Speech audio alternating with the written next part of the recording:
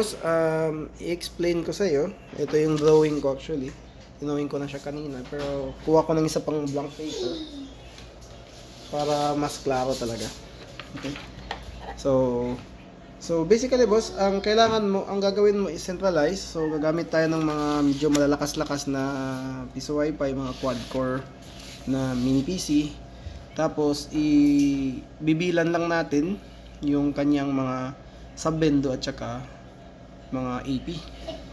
So technically ganito lang siya ka-simple boss, pero ang mahirap nito is yung pag-execute kasi kailangan mong maglatag ng fiber kasi medyo mga malalayo yung ibang area mo. So i-disregard natin to, mag-drawing tayo ng bago para masabayan natin step by step. So ang gusto nyo kasi is maraming piso wifi bendo, iisa lamang yung main processor. So kailangan yung mini PC natin is yung medyo malalakas-lakas din na type. Okay, so okay na mga quad core, tapos mga 4GB, 8GB RAM. Hindi naman siguro nag-expect tayo ng libo-libo. Kung libo-libong sabay-sabay na gumagamit, edi syempre may pera ka na para mag-upgrade pa ng iba pang mini PC. Okay, hindi mo naman kailangan maging super advanced kaagad. So ito, let's say mayroon ka ditong Ado business license. Okay, kasi yung ginagamit ko lang is ano lang, Adobe Business Mini PC. Tapos ang gagawin natin dyan is yung manual select lang. Bali lalagyan mo lang ng pangalan yung mga sub-bendo, let's say store number 1 or Myra store, ganun. So alam nila kung ano yung pipiliin nila doon sakaling maghulog sila. So syempre kailangan natin ng internet source. So yung sa inyo, I think Starlink or ano ba yung ginagamit nyo, or fiber ba yan. So ilalagay lang natin dito internet. So syempre ang internet connected yan sa inyong modem. Ilagay ko na lang cloud. Actually, hindi naman talaga cloud yan. So, ilalagay ko lang yung modem natin. Ang pangalan niya is ISP modem. Okay, kung ano man yan. So, basta may cable yan siya. May LAN cable output yan siya. And recommended natin, yung speed natin, kapag ganitong setup, mga gigabit na din. Sa mga 300, 400, 500 Mbps. Para hindi tayo ma-short. So, since ganito yung setup natin, kailangan natin ng VLAN na router. Kahit yung mga gigabit VLAN lang. So, kung medyo tight pa tayo sa budget, usually yung ginagamit ko, kahit ako yung ginamit ko, 5B5 lang. 5B5 lang na VLAN 22. Nakaset up lang siya VLAN 22. So, meron yan siyang 4 na port. 1, 2, 3, 4. Lagyan natin ng pangalan. 1, 2, 3, 4. So, sa setup ko, simple lang. Yung internet source, ikakabit mo lang siya sa port number 4. Yan. Tapos, yung mini PC naman, syempre, sasaksak mo na yan, no? Lagyan mo na ng fan. Sa set na binibigay natin, may kasama na siyang fan. So, meron yan siyang parang LAN port dito. So, kakabitan mo yan ng LAN cable. Okay, Cat 6 if pwede, para hindi maging para gigabit siya parati hanggang 1 Gbps. Ikabit mo siya sa LAN 1. So, yung 2 and 3, pwede mo yan gamitin sa AP at saka sa mga subbendo. Yun nga lang, ang gusto mo kasi boss is multiple, no? Actually, yung order mo is 5 bendo. 5 subbendo at saka 5 AP. So, since dalawa na lang yung port natin, syempre hindi kakasya dyan yung 5 AP or 5 subbendo. Ang gagawin natin is maglalagay tayo ng unmanaged switch. Ito yung sinasabi ko, boss. Bali, ang ginagawa ng unmanaged switch is simple lang. Let's say ito yung unmanaged switch mo. Recommend ko 8 ports, gigabit kung pwede. Giga. Pero kung Starlink lang naman yung 200 Mbps lang kasing Starlink, pwede na kahit non-giga kasi bawat port naman nun bawat port is 100 Mbps. So I don't think sa bawat bendo mo may kukonsume ng more than 100 Mbps kung yung internet mo is Starlink lang. So kung may pera tayo para sa giga yung gamitin natin. So meron tayong 8 ports dito. 1, 2, 3, 4, 5, 6, 7, 8. So, anong mangyari dito? No? Yung number 2, let's say, kakabit ko siya sa isang port ng unmanaged switch. Sulatan ko unmanaged. Sabihin niya, hindi mo na siya i-config.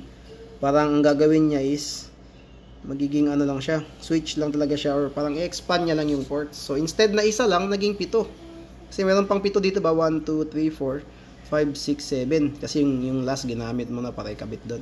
So, itong 7, parang sinasabi niya dito is itong 7 na to is parang isa lang, parang naging pareho lang sa port number 2 and port number 3. Therefore, pwede mo silang kabitan ng AP at saka ng subbendo directly na.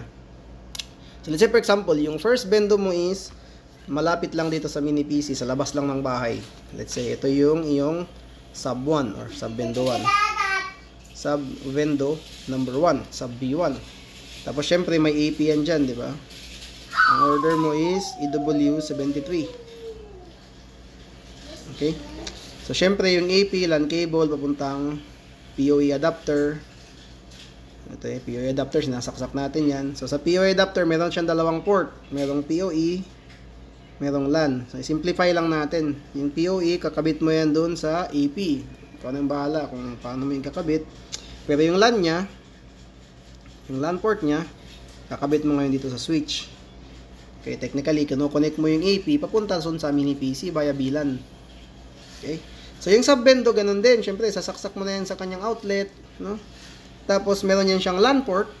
May LAN port yan siya. Kasi LAN subbendo ito. Ikakabit mo rin ngayon dito sa ating unmanaged switch. So, this time, let's say, pangalan mo ito sa Mercy Store. Ang pangalan ng subbendo na ito. So, pag papasok sila sa portal, meron doon isang button na may pangalang Mercy Store.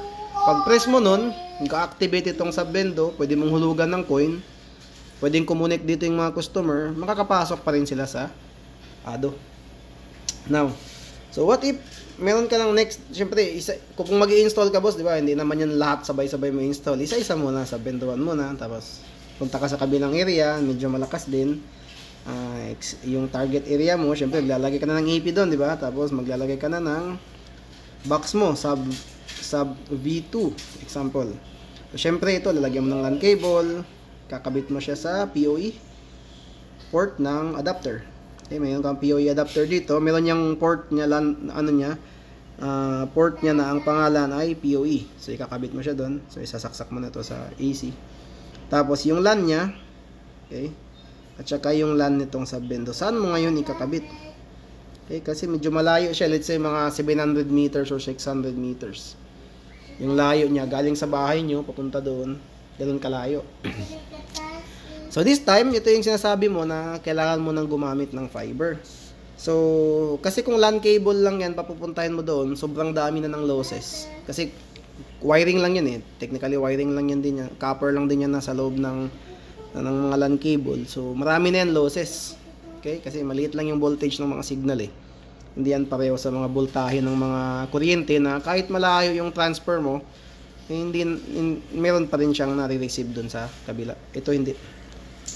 So, ang gagawin mo ngayon is from LAN cable, gagawin natin siyang fiber. So, ang kailangan natin para doon is MediaCon.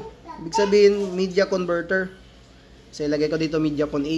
Ang ginagawa ng MediaCon, parang kung i-simplify lang natin is converter din siya. Kino-convert niya yung LAN cable, tapos magiging fiber port na siya. Okay. So, yung LAN cable, gagawin kong straight, yung fiber, gagawin kong curve. Okay? So, galing sa LAN cable, magiging curve na siya, magiging fiber na siya dito. Okay? Parang representation lang yan. So, syempre, kapag fiber, yung 600 meter, maikli pa yan. No? Okay? So, actually, yung 600 meter, maikli pa yan para sa MediaCon or sa fiber cables. So, pagdating dito sa kabila, isa pang MediaCon. Para ibalik mo, galing sa fiber, let's say, yung partner niya, MediaCon B naman ito. Okay? Yung dito, MediaCon A. Tapos, latag mo na yung fiber. Strategy na yan. Ito yung mahirap gawin. Okay? By the way, ito, madali lang gawin lahat ng yan.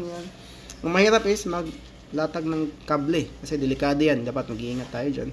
Sa mga poste-poste, magpaalam kung sakaling poste ng bahay. Yan yung medyo mahirap gawin. So, pagdating sa kabila, kailangan mo ulit i-convert galing, di ba, galing LAN cable, naging fiber, naging curve siya. Representation lang ito, hindi talaga curve ang fiber.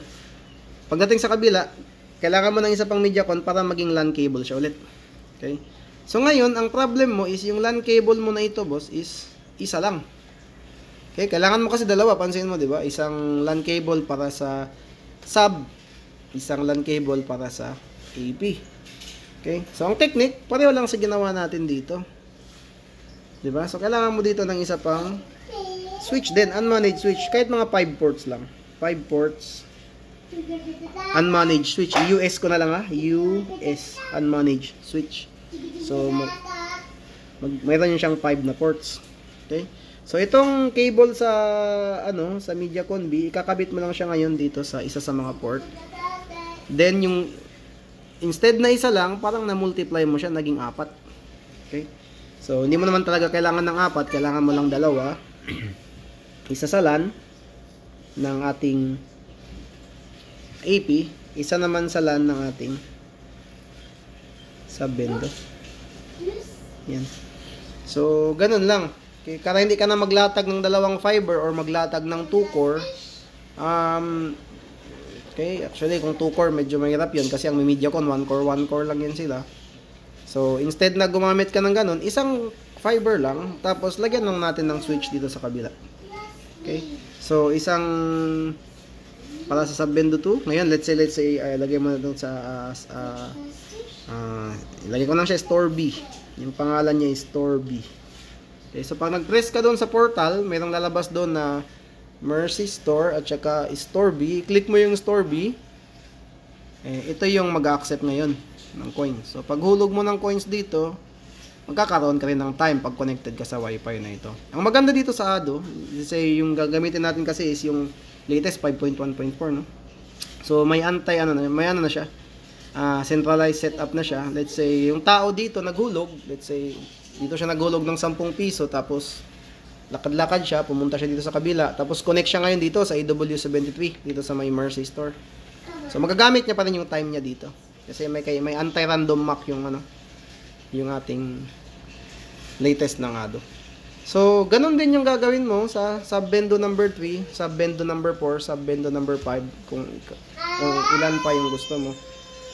Basta yung sinasabi ko lang, ano yung mga limits ng pwede mong gamitin. Syempre, yung internet speed. Kung yung speed mo is 300 Mbps, marami-rami nang pwede mong i-cater. Pero hindi po ganun kadami. Okay, hindi mo pwedeng sabihin sa akin na ang estimated na gagamit is 600 katao tapos 300 Mbps. So, medyo magkakaloko-loko na yun ng konti ang internet mo. Second, may bottleneck din tayo sa mini PC. So, kung mga 200 users, okay na siguro mga 4 GB RAM. Okay, 300 users, pwede pa siguro i-max doon. Pero kung yung users mo umaabot ng mga 900, mag-upgrade ka naman. Ito. Okay.